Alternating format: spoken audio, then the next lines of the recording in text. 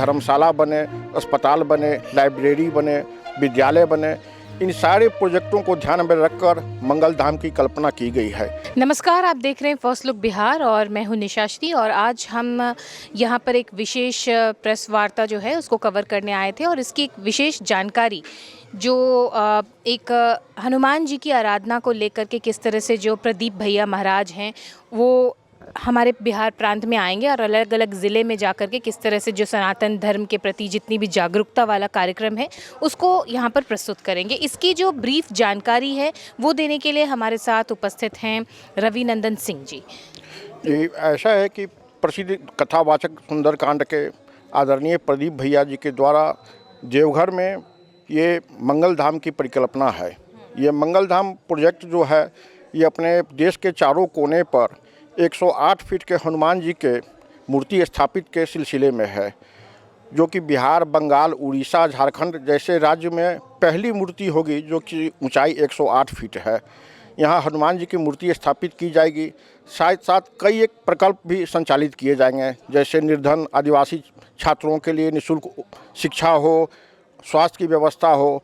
और जैसा कि जानने में आता है कि देवघर जो है सनातनियों का प्रसिद्ध आस्था का केंद्र रहा है। बिहार झारखंड के लोग निरंतर आते जाते रहते हैं।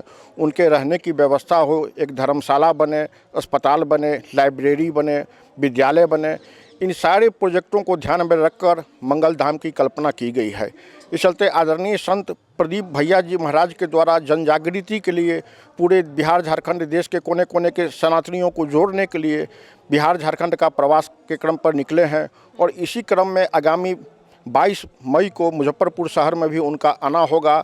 40 मिनट का उनका प्रबोधन होगा, साथ साथ 1.5 से 2 घंटे का संगीत मंडली जो कि उनके साथ आएगी, उसका भजन संध्या का कार्यक्रम भी रखा गया है। अभी 1 महीने का वक्त है पूरा इस कार्यक्रम के आयोजन में। आज इसकी बैठक आप कर रहे हैं, क्या अपेक्षा है? जैसे कि क्योंकि आपने जैसे कहा कि सनातन के लिए भी एक ये मुहिम जो है वो चल रही है, क्या अपेक्षा है, किस तरह का सहयोग आप अपेक्षा करते हैं जो भी दर्शक हमारे?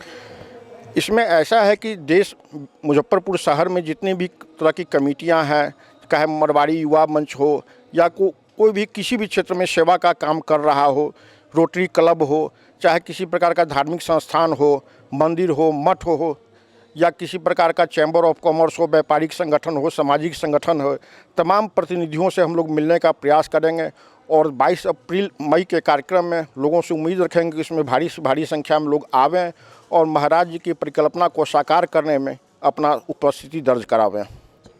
तो बहुत बहुत धन्यवाद इस जानकारी के लिए। और हमें अपेक्षा है कि जो भी दर्शक इसको देख रहे होंगे इस कार्यक्रम में अपना सहयोग जिस भी माध्यम से हो सके। क्या कोई ऐसा कार्यालय है जहां पर वो आपसे संपर्क कर सकें, तो इसकी जानकारी हमारे दर्शक जी, B6 प्रोफेसर कॉलोनी ओघरिया बाजार।